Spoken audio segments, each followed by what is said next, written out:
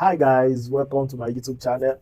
Let's talk about something important but highly underrated: networking. How do you walk into a room, maybe a business event, a social gathering, or even a wedding reception, and not look awkward?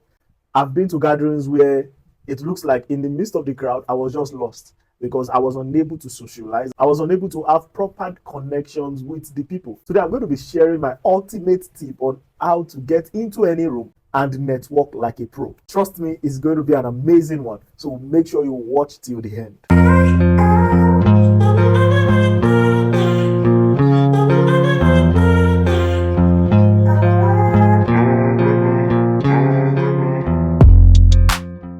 Okay, before we talk about what to say or do when you walk into a room, let's get one thing clear.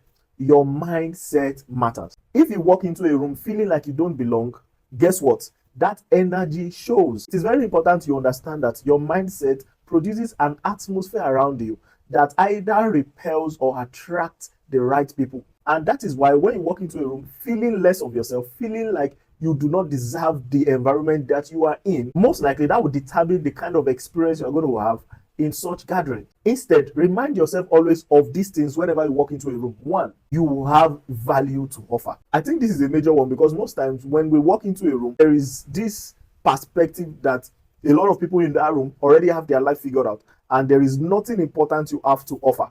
But that is a big deception, because the truth of the matter is that there is always something you have to offer, that no matter who is in that room, be it the richest man in the world or the greatest man on earth, you still have something within you that they need. So always enter every room or any gathering with that mindset that you have a value to offer. Your value could be your knowledge, the energy you bring to the room, or even the ideas you offer. Another thing that should be on your mind when you walk into a room is that everyone here is human. Be it a CEO, a celebrity, or even an investor, a big investor, they still eat, sleep, and even scroll through the social media platforms by 2 a.m.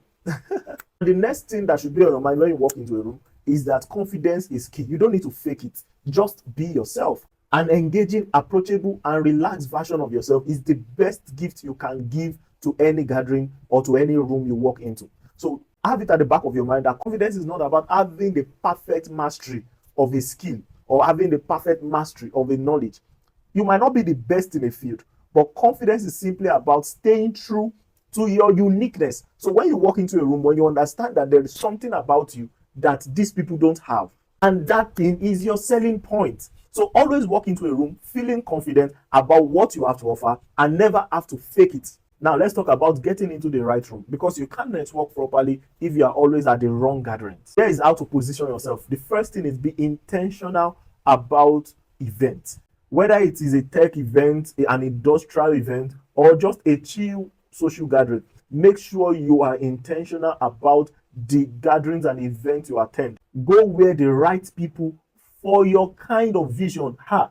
So if you know you want to build a career in tech, be on a lookout for updates about tech events. If you want to build a career in public speaking, be on a lookout for events that deals with that. What is most important is that you hang around people or gatherings that can add positively to your life's vision. Another way to position yourself is use the social media.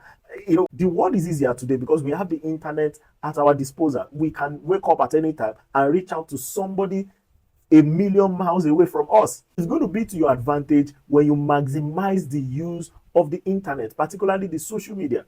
Follow pages, subscribe to channel like my YouTube channel, and interact with content that you know is in line of what you are pursuing. You can even enter the DMs of people that are already making wave in that field. You don't have to make it awkward. Of course, there is wisdom to this, because if you have someone who has a million followers, there is a little chance they are going to respond to your DM. But you can look for people who are just starting like yourself and they are already making a little wave in their own little way.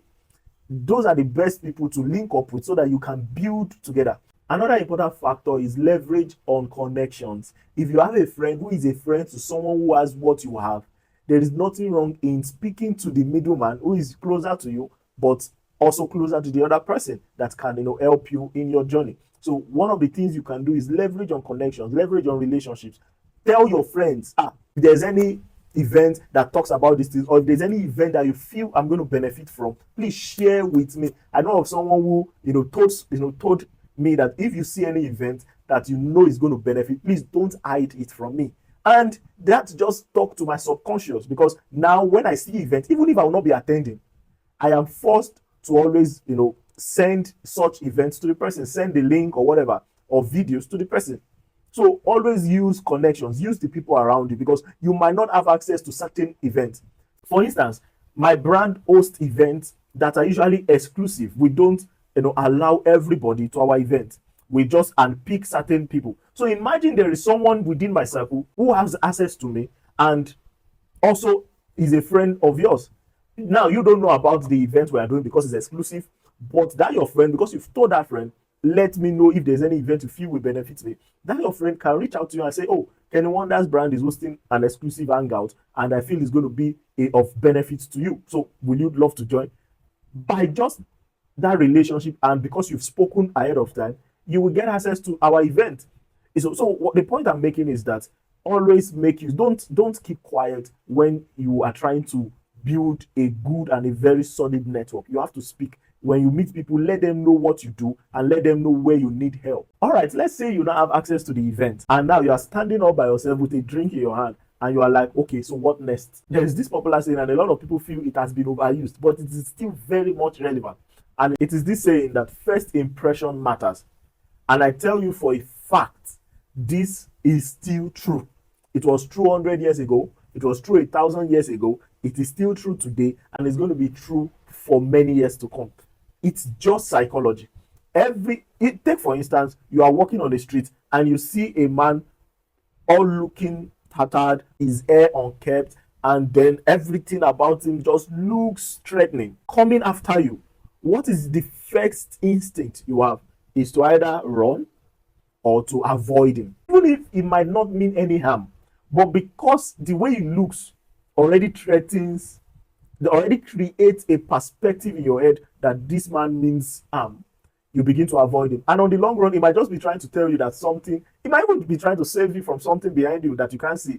But the point is clear that first impression does matter. So when you enter a room for the first time, the first thing you have to do is put a smile on your face and look approachable.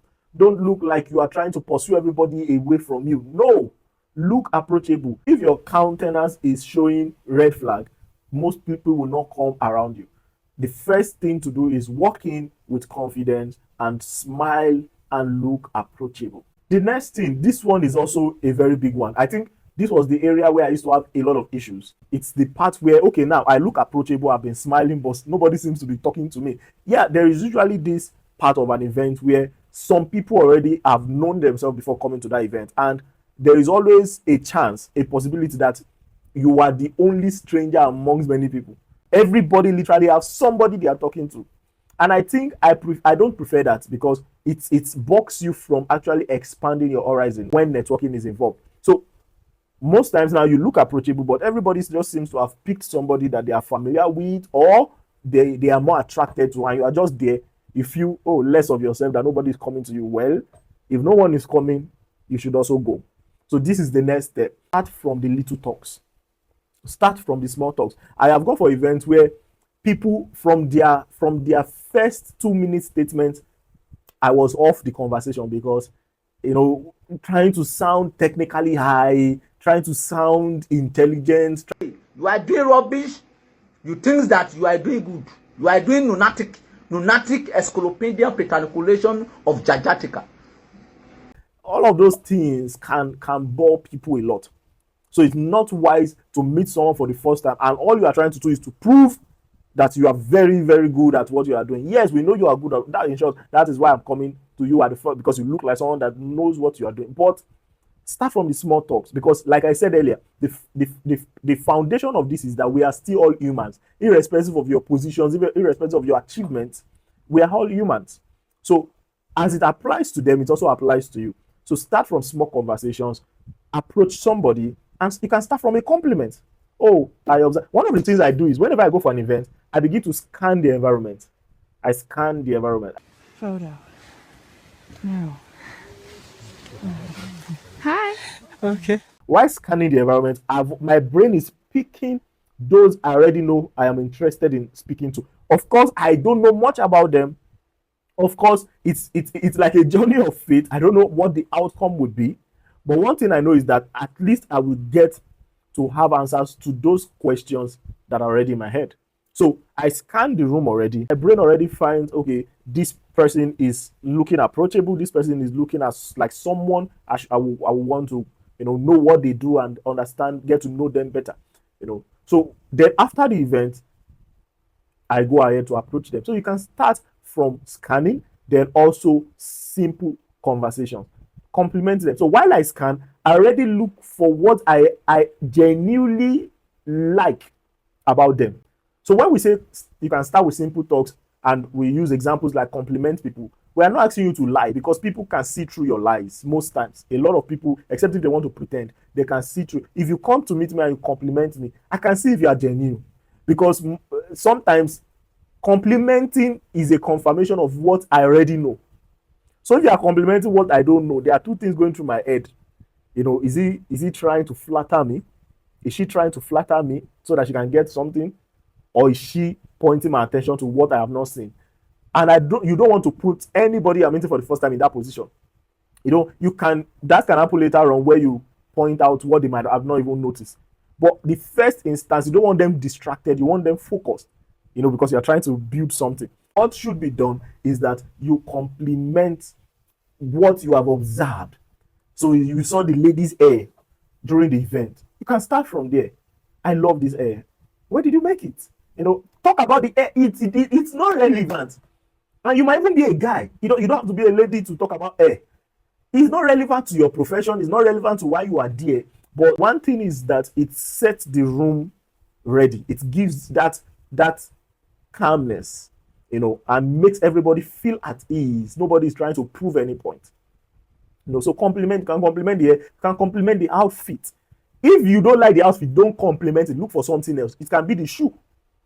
It can be the wristwatch. It can be the bag. And I remember I had a session, and as I entered the venue where we were to meet, the first thing I noticed was she was using a branded bag by a popular company. And I was like, oh, wow, nice.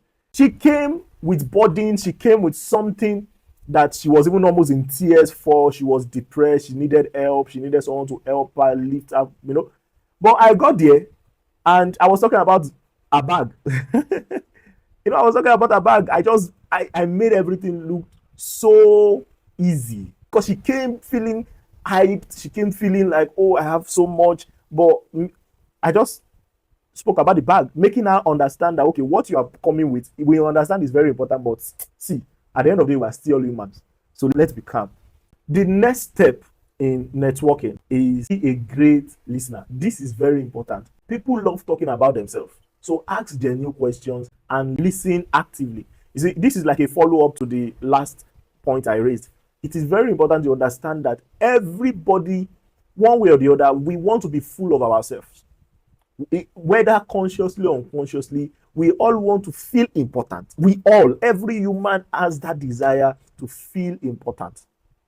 And it's understandable. So one of the best things you can do for people is to give them that sense of importance, that sense of relevance when you are meeting them for the first time. So by asking questions that they are interested in, that gets to make them talk more about themselves, it's going to create an atmosphere where the person in return will also be interested in you. So don't go to a room speaking all about yourself. This part I have also faced. I've been to events, I've been on dates where all this person just does is talk about, like, it can be so bothersome. Except if it's a teacher to student conversation. It's a teacher that talks, then the student just asks questions. So it's not a teacher. You are not their teacher. You are not teaching them. Even if you have something to offer them, that interaction is for mutual understanding. So that is not the time to focus all about what you do. Like I said earlier, just talking about items or just talking about yourself. No. Generate interests. It's a point to ask questions. The person will feel unjust not to return the interest. Okay, let me show you how to ask genuine questions so that it won't just be theory. Let me give you a practical view. You walk into a room, like I said, you scan around and you say, okay, I think I like that lady's dress, right? The way she looks important. Everybody's important, but you get my point. She looks important. So I would love to have a word with her to get to know what she does. So, but while scanning her, I saw the kind of dress she's putting on. So I said, oh, that's nice. So then you got an opportunity to meet her. Say, excuse me, how you doing? My name is Ken Wonders. I am a content creator. I have a YouTube channel and we are building a community, having fun over there. However, I noticed you during the event, and one of the things I noticed I could not keep my eyes off was your dress. This dress is amazing. To generate curiosity, you could go ahead to ask, where was this made? Now, you don't need the dress. You are not even really, don't get me wrong, you might not really be interested in who made the dress. But along the line, you just ask that question, where was it made? And she goes ahead to say, oh, I made it myself. Then now, in short, that is a perfect door for a very smooth conversation, because the fact that you now realize her profession without even asking her what her profession is. You made this yourself? He said, yes, I made it myself. What? Then that generates more interest and say, wow, can you tell me more about your brand? What do you do? You know, and she starts talking from there. Before you know it, you will even talk less, ask less questions, because you are asking questions that interest her. She's going to make sure she tries her best to deliver. And in return, because you have now created that atmosphere, now don't forget, at that moment, she's going to forget you are a stranger. She's going to forget you are a stranger because you are discussing something that she is passionate about. Before you know it, she will return the question that, oh, what do you also do? I say, oh, I do this. Now, don't always, this is very important. This is very important. Take note of this, because I have seen so many people destroy possible, business relationships just because of this simple act. So listen very well. When people return questions like, what do you do? Never in an attempt to sound humble, never bring down or wash down your brand. No matter who you are standing before, I don't care. Never over-exalt it, but never also bring it down. Because I've seen people do this. I've seen people meet me, and when they get to talk to me, they hear what I do. They say, then suddenly their morale drops, because now they're already trying to measure themselves by what I have said. That is very initial. When I see that, it's just a red flag for me. Always be bold to talk about what you do. Like I said, don't make it too technical. Don't make it too elaborate. Make it simple. Is it Albert Einstein now that said that if you cannot explain what you know to let's say a kindergarten, then he said you don't know it enough. So what he's trying to say is that if you cannot make what is complex so simple that an average human can understand, then you have not discovered your brand yet. So you must also, whenever that question is generated, oh, what do you also do? Be able to speak. So after that lady, our case study, don't forget. So after she has spoken about herself, she's going to get to a point she will feel, okay, now I think I'm doing too much. So I don't even know the person that I'm talking to. So let me get to know him too. And she said, what do you do? And I said, oh, I'm a content creator.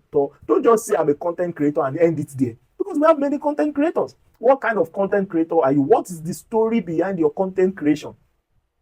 Those are the things that you chip them in a very simple way. The point is, be a great listener, and in return, know how to simplify your brand. Lastly, let me give you this bonus. How do you exit a conversation smoothly? A lot of people don't know that how you end a conversation is as important as how you started that conversation. Take, for instance, most music shows, concerts that people go for. When you tend to ask them, how was the show? Their response is usually as a result of how the show ended, irrespective of what had happened at the beginning. So if you bring your best game while you started, you bring the best of the best games when you started the show, and then towards the end of the show, you just make it crappy. Most people will most likely not remember what you did from the beginning. What will be stuck is what you left them with. That is why it is also very important that in networking, when you are trying to end that conversation, you make sure you end it smoothly. So what are the things expected to be done? A good method is the compliment exit. This one works a lot of time. After a brief conversation, you realize, okay, I think I would love to end this conversation now so that I will move to the next person. Not in a rude way, right? One of the ways to just end it is by saying something like, oh, it was really nice chatting with you today. I would love that we keep in touch. Can I have your IG handle, or can I have your number, or can I have your LinkedIn? Let's assume you had a very, very tangible conversation with the person, and you know you need to meet other persons, but you know you are not really done having this conversation, you could tell the person, you know what, can we have this conversation over a meal? Just throw it to them. And if the person is in for it, fine. If they are not, it's left. But the point is, when you give them an opportunity to continue what they have started, or to continue the line of thought that both of you have been on, it's going to keep you in memory in their head for a very long time. Even if the person is a very busy person, the fact that you say, can we have this over a meal, and you are going to sponsor it, the person might not even have time for the meal. The person might tell you, oh, okay, I will let you know my schedule, right? But let me shock you. What they will do is they will go and look for every loophole in their schedule to have that conversation with you, because they can't remember the last time somebody was that nice to them. That's it, guys. Networking doesn't have to be awkward or scary. It's about being confident, intentional, and fun. If you enjoyed this video, don't forget to leave that like button, subscribe, and also share what your most awkward networking experience has been. I will be waiting in the comment section. And until next time, keep winning. Bye.